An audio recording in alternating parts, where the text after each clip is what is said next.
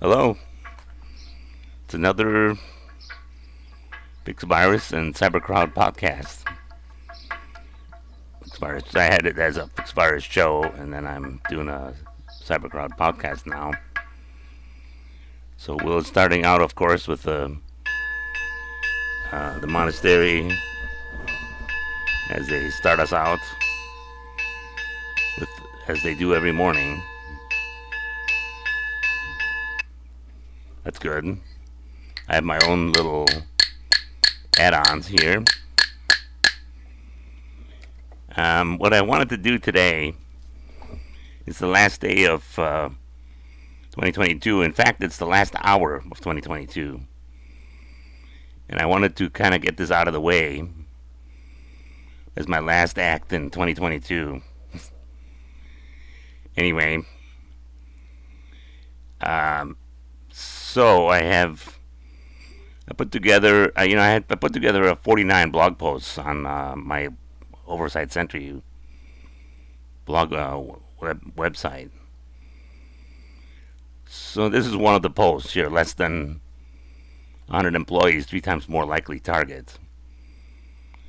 So what I did was I quickly looked through them to try to see if I can pick 5 of them that I think would have a high impact to somebody that wanted to see the website, to give you an idea of the kind of things that I discuss on this website and what's important to me.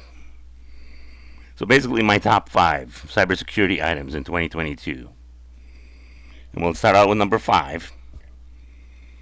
And this is the post that I wanted to talk about first, going back, from the number 5 all the way to number 1.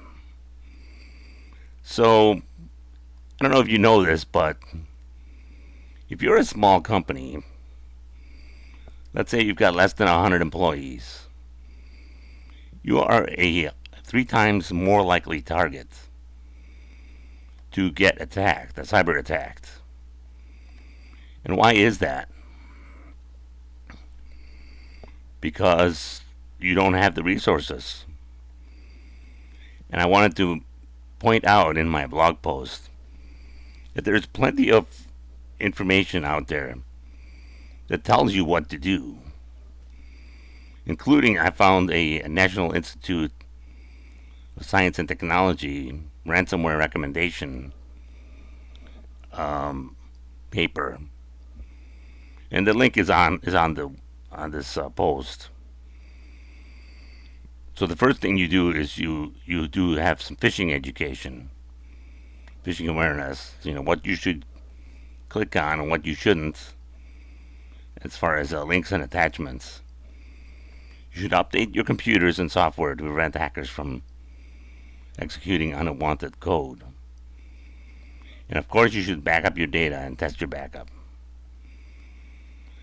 So unfortunately, small businesses just don't have the resources to do all of those things in a efficient enough manner so that they will not get attacked successfully by hackers. And this is actually, unfortunately, there is data to back this up. Comcast business customers experience botnet attacks, and 55% of them experience attacks. So the thing is, so it's close to midnight, so people are hitting off firecrackers. Anyway, so it's easier to hit many small companies than it is to hit one large one. So if you think about it, if you get a $400 attack, a successful attack, on 50 small companies, that's $20,000. I mean, how often can you get a big company to fork over $10,000? And you have to do that twice instead of hitting 50 small companies, which, let's face it, they're not as good. So yes, it is true. If you have a small company, you're more likely to be attacked. So everybody always thinks they're not as likely because what do I have? I'm not going to be attacked. That's the thing, it's like the opposite. So anyway, that was number 5. So what else did I want to talk about? Well, the bugaboo with us IT people is the log4j thing. Okay, let's quickly go to the log4j. So I have there's many different ways to go through my website. So the log4j actually started at the end of 21. This is my blog post, The Real Story of log4j, which is, technically it's not 2022, but I also wrote about it in March of 2022, and unfortunately we still haven't, in March, 3 months later, because really it came out in December of 21. And it was getting more and more dangerous in December 21. If you read this blog post, you'll see why and how. Unfortunately, and then it was fixed. And then here it is, May 4th. It's a 4-month-old vulnerability. All is fixed, right? I have this infographic from bug found to patch safe. See, back in December of 21, the bug was found. And then it took a little while for the vendor actually to fix it. And then they had to create the patch. And then you have to install the patch. And that's what I call day 60. If you notice, if the hackers know about it, at day 30, everyone knows about this problem. They're trying to hack you in between 30 and 60. And what if it takes you another 2 weeks to install it? This is the problem. So by the time people are installing it, 4 months later, people are still getting hacked on it. So this is in May of 2022, and it's still under active exploitation. So even though this was happening at the end of the previous year, people are still getting hacked.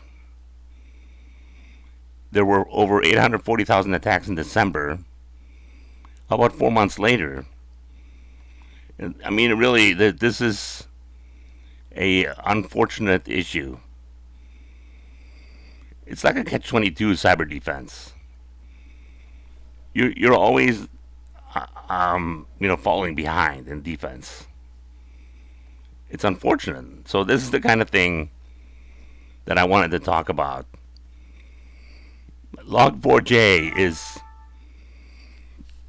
a it's an Apache. There's a log function in one of the websites, web server software that is being taken advantage of, and you have to patch it. And it took a while for it to actually get patched. So anyway, that was number 4. So let's keep going. Now here, number 3 is, what if MFA is hacked? So MFA is multi-factor authentication. Sorry. I sometimes, blabber that together. Anyway, so let me go find that post real fast. Multi-factor authentication. This was a good one too, SolarWinds hack. Of course, that was from the year before. So technically, it's not from that year. Anyway, this is my last post a couple days ago. I posted of the about 19 posts that I thought were interesting. and this is one of them, one of those. So what happens when MFA is hacked? Phishing is accurate and effective. That's what happens. So what was going on was, unfortunately, there was a couple of software pieces that were getting attacked. Okta was one of them. And within these cloud software. So, just to review, MFA is a second form of authentication, where the first form is a username and password. And here, I'm listing them all here.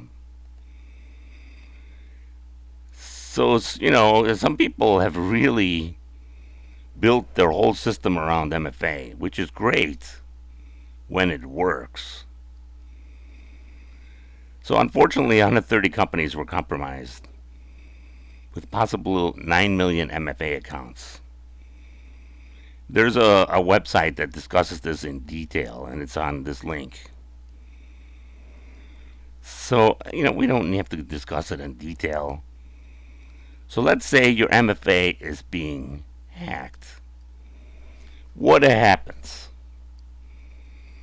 So now you're getting a response that says you just connected. So let's say you've got when I use my MFA software on my phone. When I want to connect somewhere, I click on it,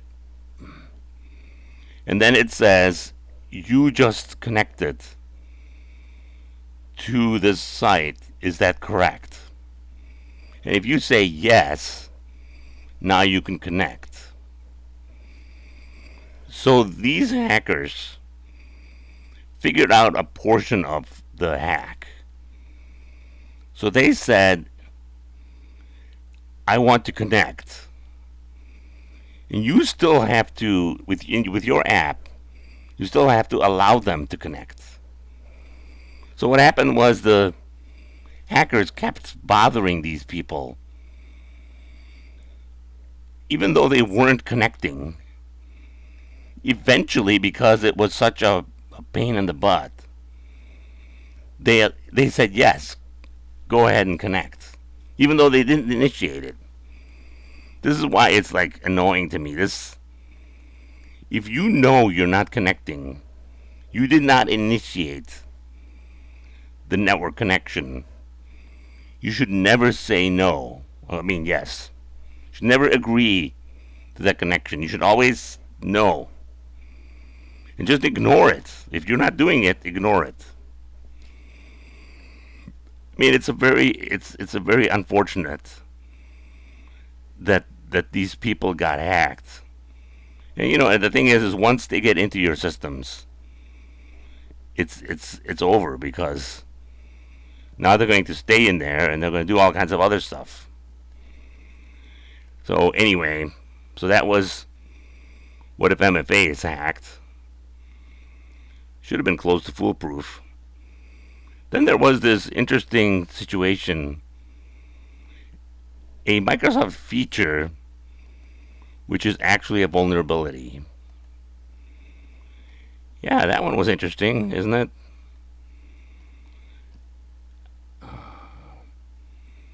Here, this one. That's just my. So I have to find the link. Here it is. So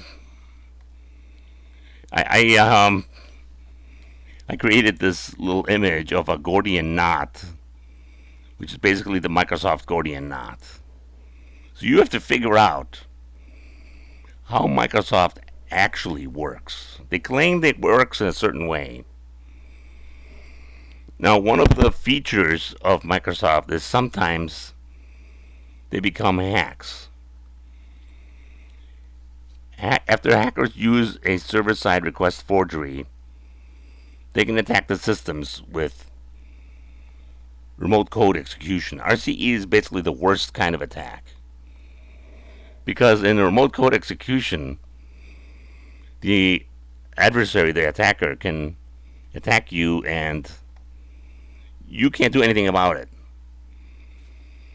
There's like no defense for it unless you'd have to know the attack and deny it with a special firewall denial.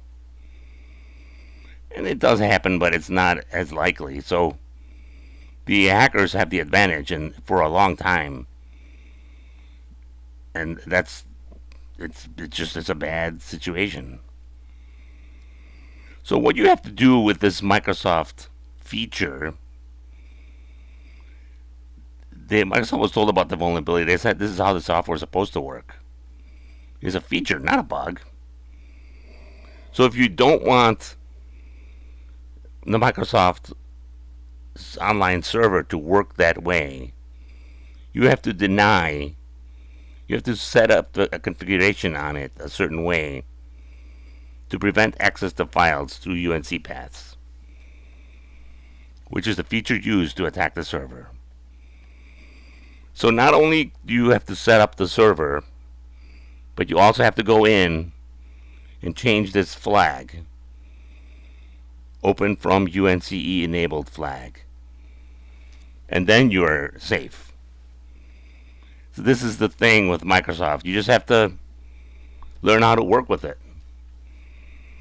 So of course, number one, as we get closer to midnight, I have still plenty of time.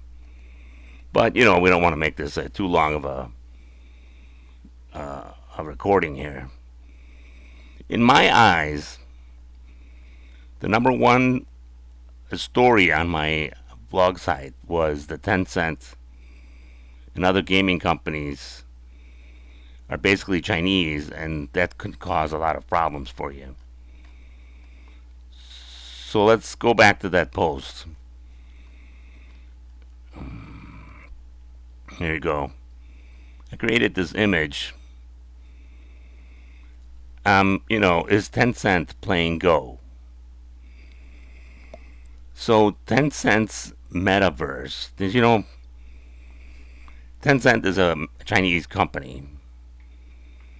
And not only do they have some very big applications in China, but I found this image on one of the NASDAQ, on one of the financial sites, which basically, because they're trying to tell you to buy the Tencent stock. I would never buy a Chinese stock because of many reasons, but I don't want to get into the stock purchases now.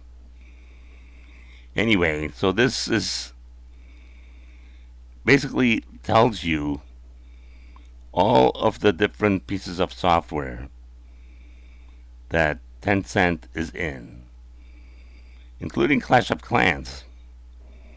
Hey, let's face it, I used to play that. But after I found out this, I no longer play that game. I mean, Call of Duty, there's a lot of these. They're very, very famous games. And they're all like connected, even Snapchat.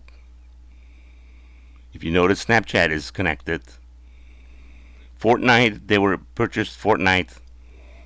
Now, not all of these have actually migrated to China, but they are owned by China. So someone in China owns either a significant portion or a portion of these companies. So it was really eye-awakening to me. The thing is in 2017, Chinese intelligence law must allow any company in China to give to the government any information that it requires, which means any data that the company has must be given to the CCP if they so desire. So, what does this really mean? This really means that you have to make a decision with China. the CCP. The CCP, you have to learn yourself what the Communist Chinese Party, what that means to you and to your own welfare on the computer. Now, China is constantly probing us. There are many different facets from, when you say China is probing us, it could be a lot of different things going on.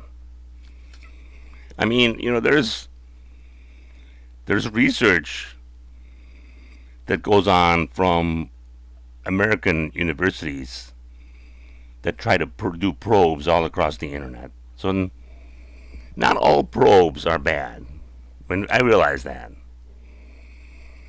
And and China is doing some things for their benefit, and and not necessarily for your benefit. The problem that I have with China is that you are connected. If this company is at all connected to the CCP, which you have to be if you're a Chinese company, now you're basically under the rules of the CCP. So in the future, if for some reason you cross paths with the CCP, whatever you did on this game could be used against you. And maybe you're not doing anything, but believe me, this is a 20, 30-year project for them. So everything you're doing on the internet can be used against you, including playing games. And this is why that is my number one story. I think it's the most eye-awakening story for me in 2022. And thank you for listening. I would just want to finish it out with a little bit Simona Petra, the monastery.